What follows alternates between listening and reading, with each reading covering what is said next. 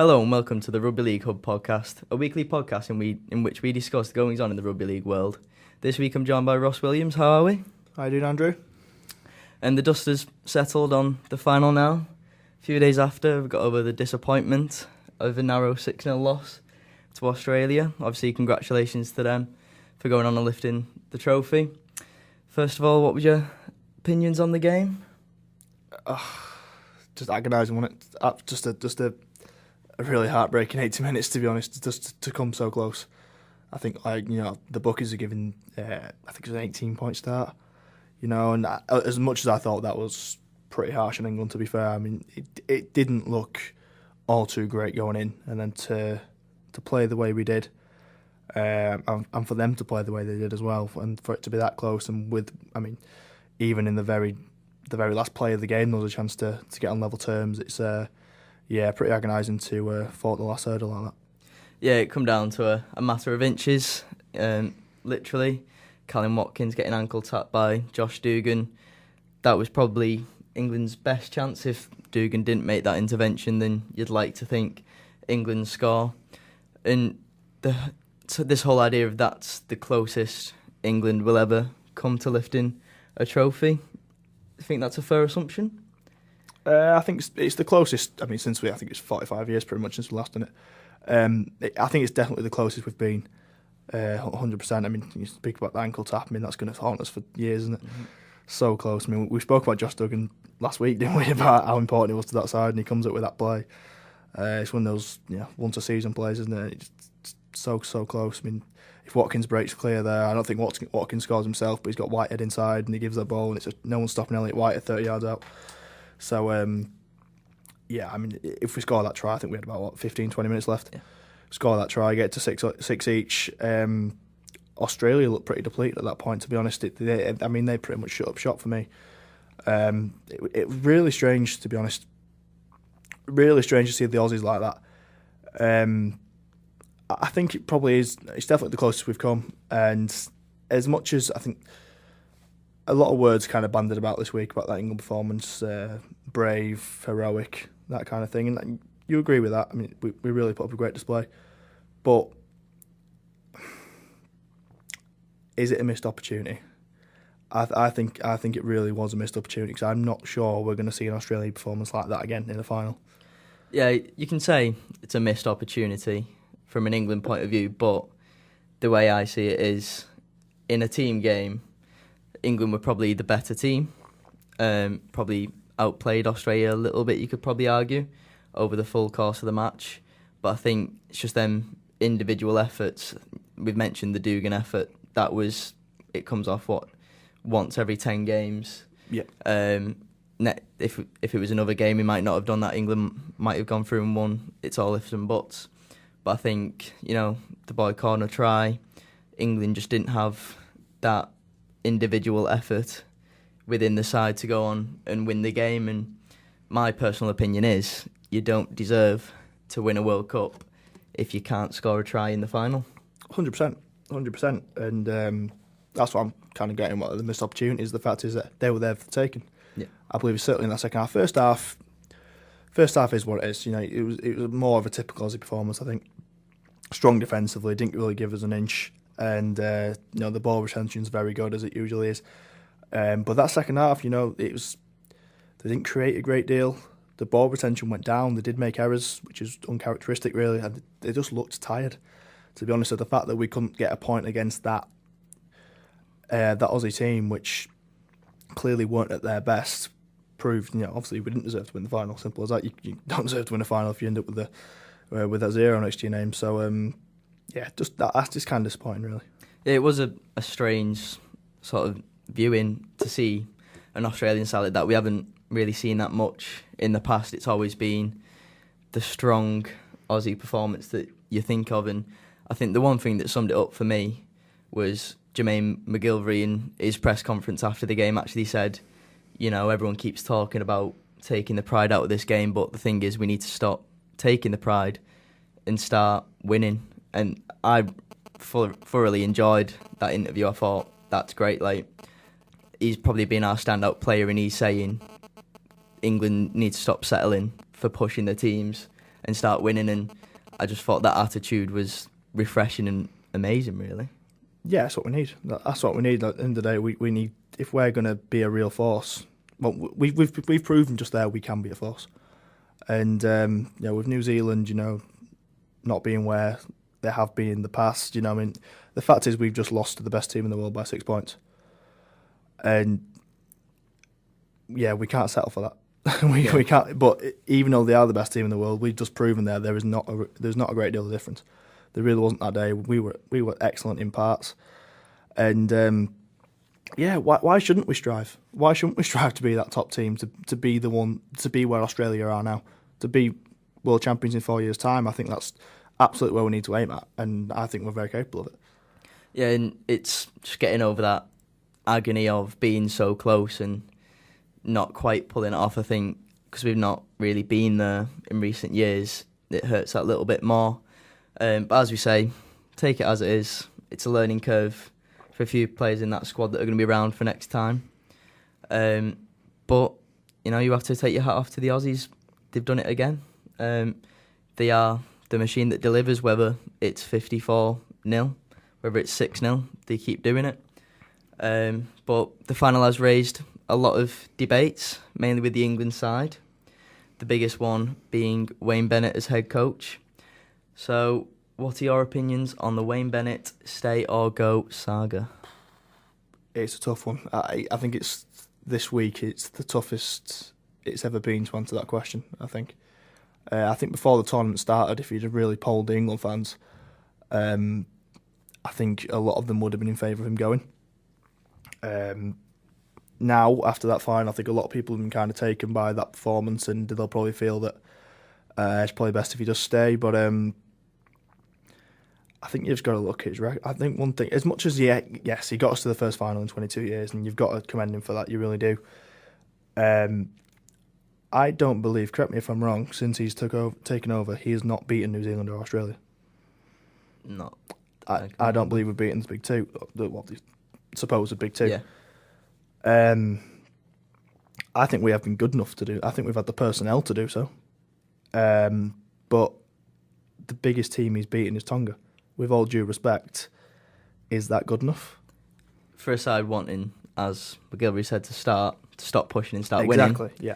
You can say it's not big enough. I think my biggest problem with Bennett isn't sort of his style.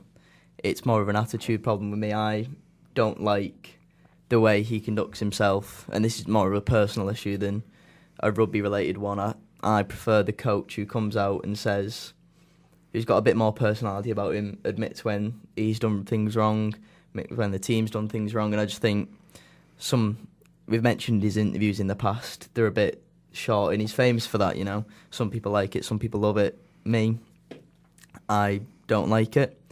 If you ask me, should he stay or should he go?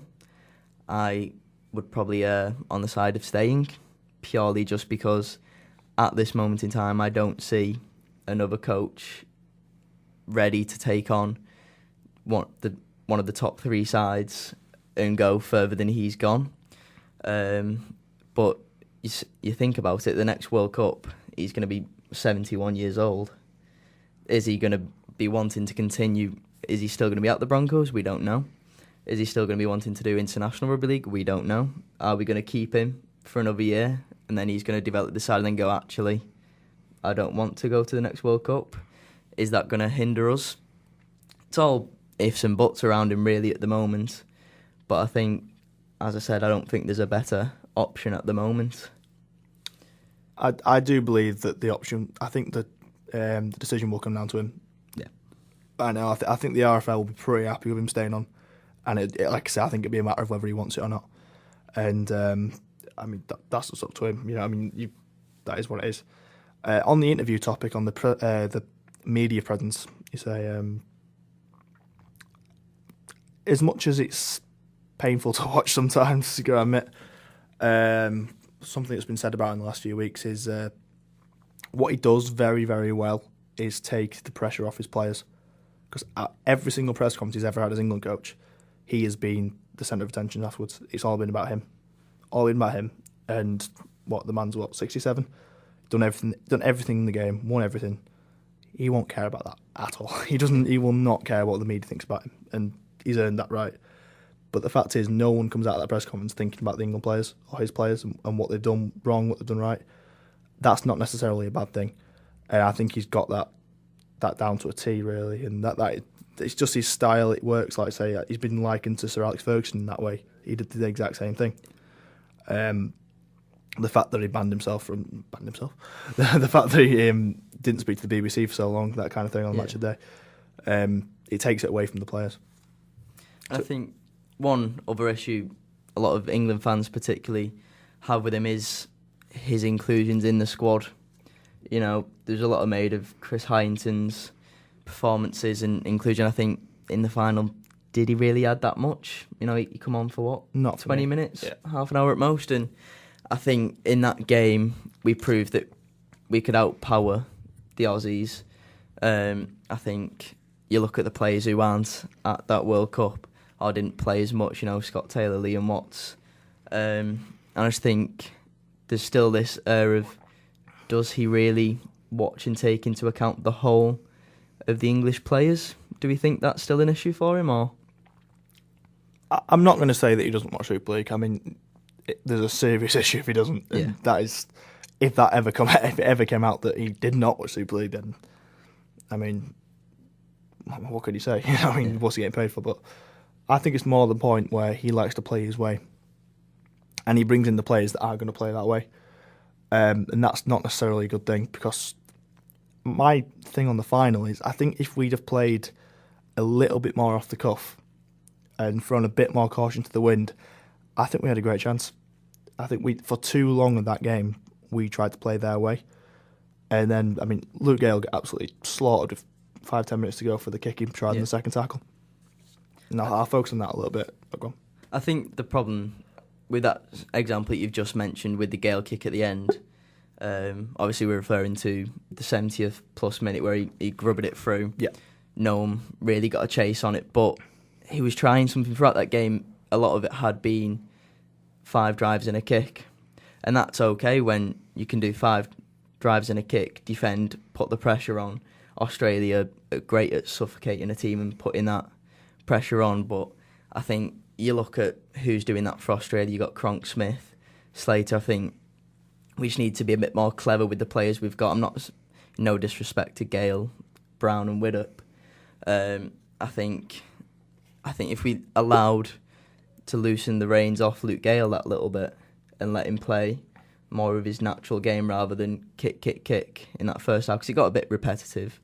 And I think if we'd have loosen the reins and let him do the individual things a bit more, who knows, that grubber could come off in the 70th minute and then everyone say, you know, Luke Gale, what a player, rather than this 50-50 split we've got of Luke Gale now.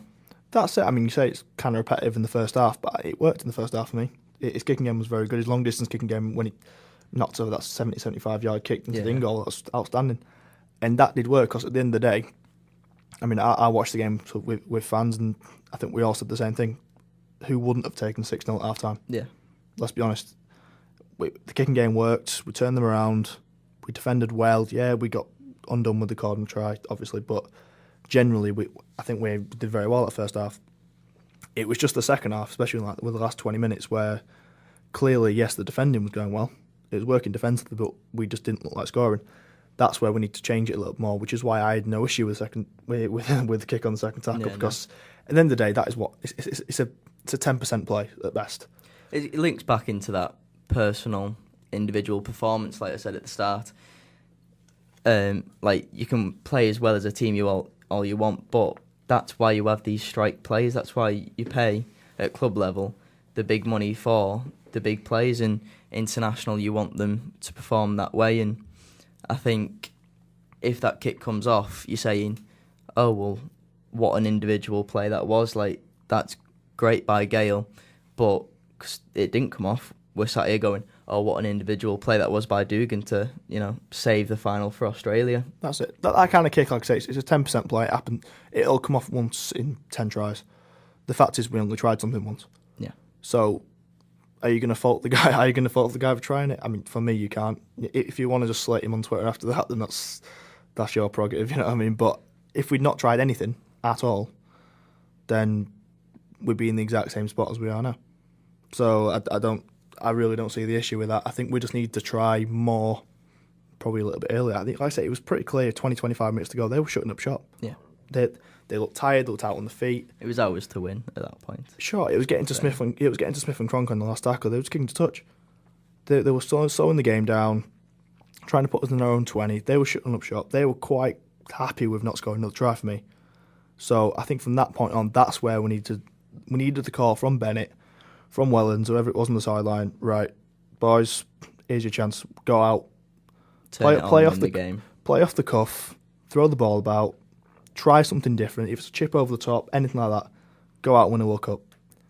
And I don't know if we necessarily got that call, and it was still five drives, a kick, until probably 5-10 minutes to go, where we tried a little bit more, and by that time, what did you get? 4 or 5 sets, and the chance of it coming off against a defence that good is unlikely. If we'd have tried it 10 minutes earlier, you've got another 6-7 sets.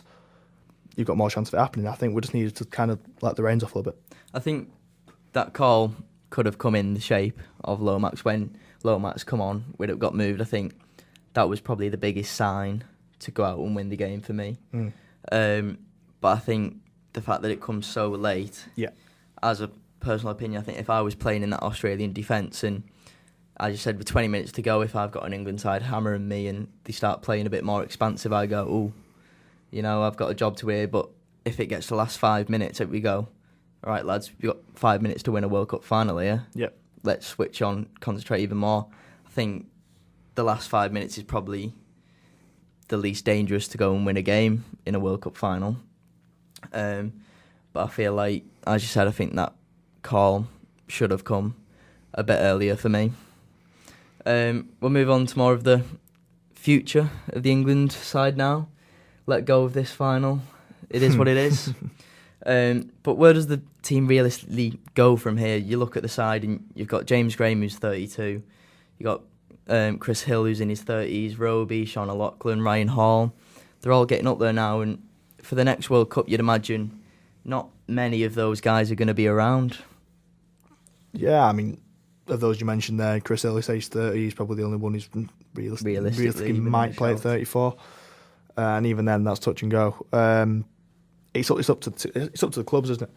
It's up to the clubs. They've got to bring through this England talent, and it's going to be interesting. I believe next year there's going to be some kind of Six Nations tournament that's been bandied about, where there's going to be an England Knights team playing at the same time as the England New Zealand Test series. It'll be interesting to see what kind of players make that squad, because I think that's where your kind of next breed of England players is going to come through for the next 4 years. For 4 years' time in 2021, it's how long's a piece of string. You know what I mean? Yeah. Who are going to be your England players in 4 years' time? It's tough to say at this point. I think my opinion is we change it now.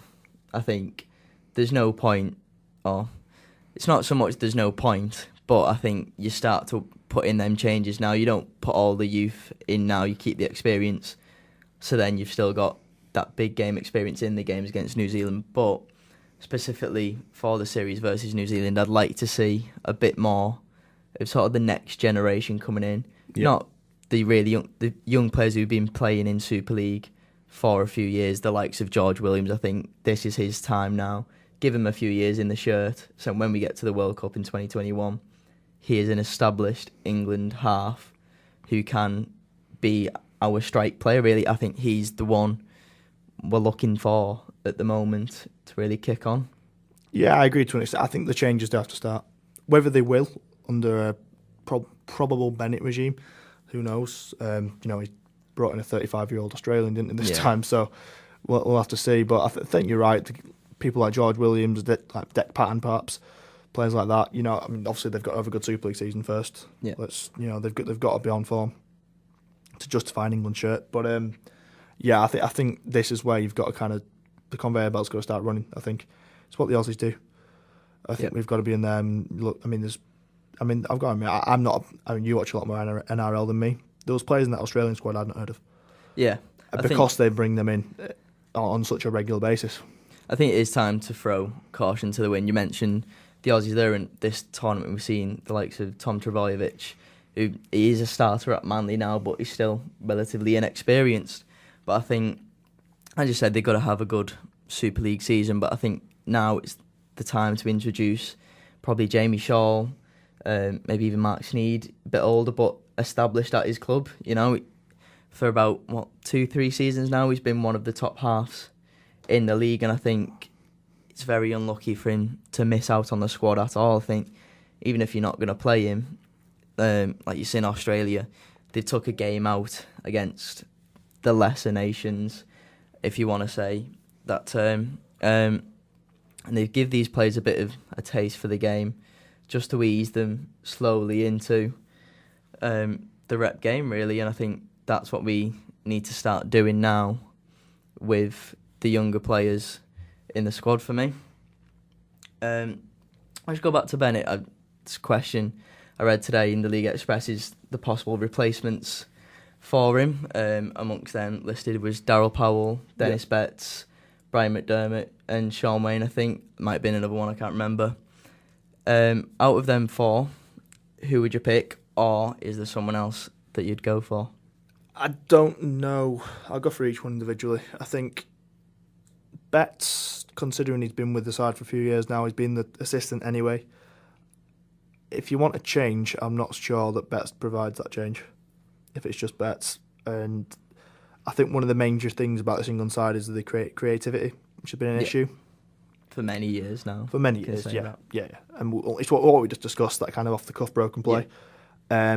I don't think Bennett being your head coach really impacts that, to be honest, really improves that. I wouldn't, I wouldn't go for Betts, to be honest. I think he'd have to prove himself at Widnes a little bit more, to be honest. Yeah. I know he's got a side that he's kind of got a ceiling there, but regardless, McDermott's an interesting one, perhaps. McDermott mainly, he's not so much of his style of play, it's just the fact he creates winners. Yeah, I was going to say he creates winners. He can win a game. He's proved that time and time again with the lead side that hasn't always been the best. You know, he had that one awful season, then come back, won a league. I think the main thing about Dennis Betts, as you said, is he needs to prove himself at club level. But I think the argument for the ceiling of the Widnes team, you know, a few years ago, Castleford weren't a tabletop inside, and Darryl Powell still showed them signs, you know, 1 or 2 signings, and they're up there. What's stopping Widnes doing that, realistically? You know, there used to be a side that you come up against, you go, oh, this is a tricky fixture. Now it's more sort of, you know, it's still tricky. There's no easy games in the league, but there's lesser relevance to it than what it was. I mean, as far as the other two go, I think with like Wayne and Powell, it depends which direction you kind of want to go in. If you want to play more the Australian way, and you kind of want to stifle the opposition and be more of a defensive side, then obviously you go with Wayne. Yeah. Personally, I wouldn't, because you don't want to play the Australian way, because the Australians are better at it than us. And they always will, because it is their way, simple as that. I really wouldn't go with Wayne. There's no prejudice aside. I just don't think he's the right man. Which leaves Powell, which he seems to be the obvious and most popular choice at the moment. I think pretty much unanimously, because of what he's done at Cass. Yeah. He incites that kind of attacking, just creative play, and just his teams just play expansive rugby. And I think the talent's there. The talent's there in the side, and could he bring that out in the England side? I can't think why not, to be honest. And if anyone is going to threaten an Australian or New Zealand side and make them really think, I think it'd be Darryl Powell, to be honest. Yeah, Powell's probably my choice as well. I think, like you said, with Sean Wayne, it's sort of that defensive first, tough, strong team. I think one benefit of Wayne would be John Bateman actually gets to play in the second row, gets to play in the forwards. That's true. Something we'd all be really happy about. But I think with Powell, I just said it's that attacking style. I think he's the people's man at the moment. Yeah. If you asked any club side in Super League, I think their first choice for a new coach would be Dower Powell, and it's the same with the national side. As long as he can do it part-time. Yeah, that's the big issue. Just part-time, please. With all of them coaches, it's sort of like, are they going to be able to give it up? But I can't see why any of them could not do part-time, to be honest, because at the end of the day, we play, 3 games a year? Mm-hmm. At the end of the year? I don't see why. Even if they're just training sessions-wise, I know they do. I think they've done proper England camps this year in Manchester. Yeah. But if that's 1 day a week, I mean, it's still part-time. You know what I mean? As long as they could keep coaching the actual club side, then there's not an issue there for me. Yeah, and I think to put my spin on it, I think without sounding like too much like a Brexit supporter, I'd like the English-based coach. Nothing against it other than if they're in England, you know, that's the bigger pool of England players. Them Australians come over here doing our coaching jobs. I think if he's based over here, there's more of a chance of him seeing the sort of emerging talents. I'm not saying that Bennett doesn't. I know he's got a lot of help around with that England setup over here, but I feel like it could be more beneficial for an England squad to have an English-based coach. For sure. Yeah. Move on now to a review of the whole tournament of the World Cup. We'll start with the team of the tournament. Named at fullback was Slater. On the wings, McGillivray and Holmes, obviously absolute try machines throughout it. Watkins and Dugan brings in the centres. Mitchell Moses and Cooper Cronk in the halves. In the forwards, Cameron Smith, superb throughout it. We said he doesn't get the recognition. He's getting it now. Then Graham and Takiaho in the forwards. Kikau, Whitehead and Tamalolo rounding up the rest. Is there any players in there that surprised you, or any players you think should be in it?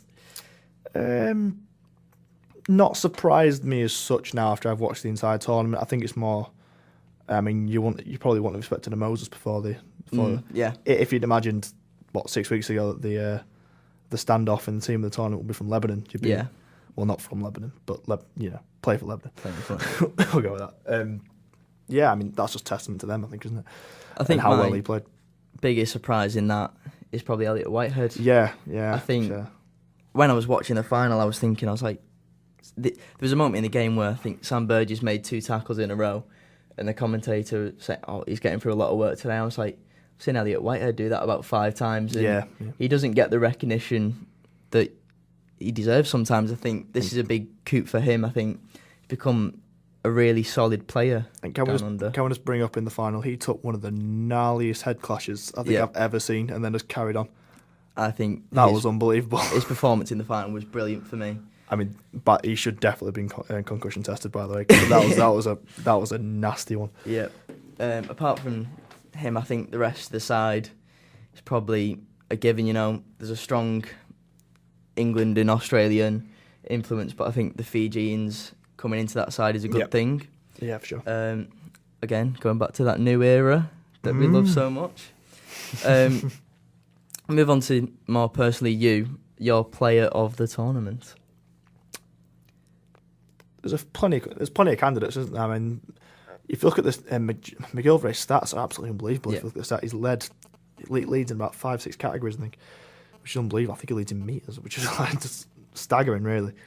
But obviously he does take a lot from acting half and does get through a lot of work.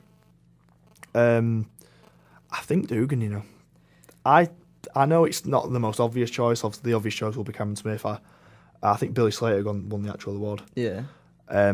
Josh Dugan has been absolutely unbelievable. We mentioned him last week. He came up with the key play really in the final. And as much as Valentine Holmes scored those 11 tries in 2 games, that kind of thing, Dugan was his centre, and he set up, of those 11, probably 9, something like that. It's not the most obvious choice, but I'd be very tempted to go with Josh Dugan. Just doesn't make a mistake. Excellent in attack. Doesn't put a foot wrong. Arguably best centre in the world at the moment.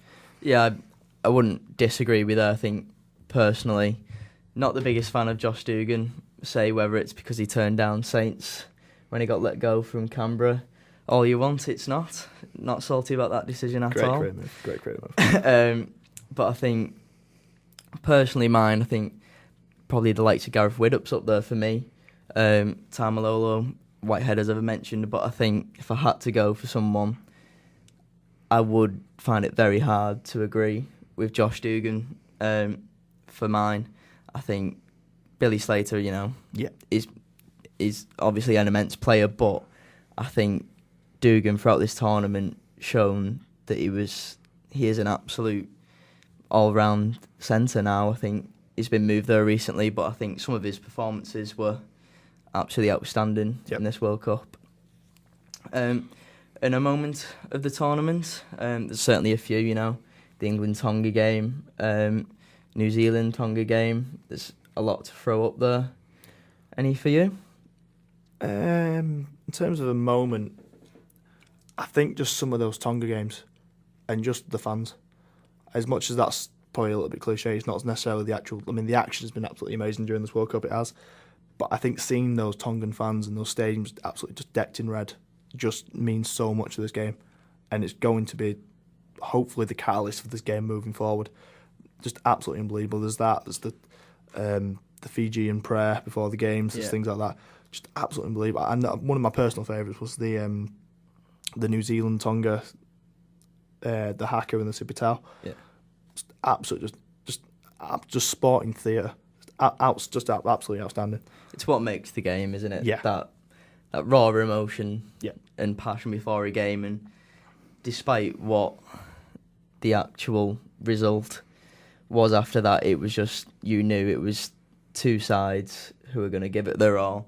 I think, we've mentioned it time and time again, the games, Fiji, New Zealand. Yeah.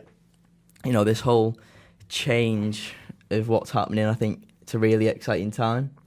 For sure. Yeah. For Rugby League, I think if we're ever going to have to get over our marketing hoodoo, it's now. I think this is the biggest chance we've got to really boost the game. For a market department, there's got to be what else can you ask for? Yeah, it is a golden time for it.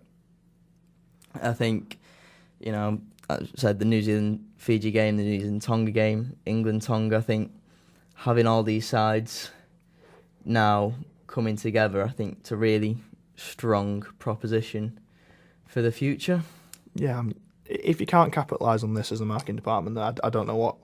I don't know what you're doing, not what you're getting paid for, to be honest. Because all you need to do is show a minute's worth of highlights. Yeah, it's just, and that should be 20,000 tickets booked for your next game. You know what I mean? It's been a really unbelievable tournament, to be honest. As much as there has been issues, mainly the crowds in Australia, to be honest, or in certain parts of Australia, it's been mainly the kind of heartland. You know what I mean? Your Sydneys, your Brisbanes. I mean, the fact that the final didn't sell out it's an issue. It was close, but didn't quite sell out, which is not great, to be honest. But on the flip side, you've had Darwin hosting that, I believe, the first Australian test. I could be wrong. Yeah. The sold-out stadium in Darwin. In New Zealand, it's been excellent. Hamilton, for example, has been absolutely decked out. Yeah. And obviously Port Moresby as well in PNG, which is a massive success. Yeah, it was class. It's... And obviously there's the talk of England playing Papua New Guinea in a sort of tri-Pacific test, whether that comes to fruition or not. But I think it is, before the tournament, it's a controversial statement, but I wasn't that excited for the World Cup. Right. Say that as a poor England fan, or not, I just thought it's going to be the same old.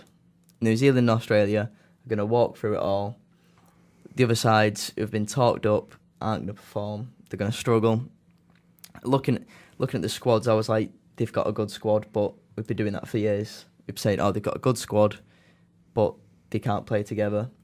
And I think England, it's probably not the best we've played at a World Cup or in a Four Nations, but I think due to how far we got and everything that happened in this World Cup, I think it's probably going to go down as one of the more entertaining tournaments for me. Yeah, I think obviously we've not seen a great deal of them, but I think there's definitely an argument this could be the greatest World Cup ever. Yeah, 100%.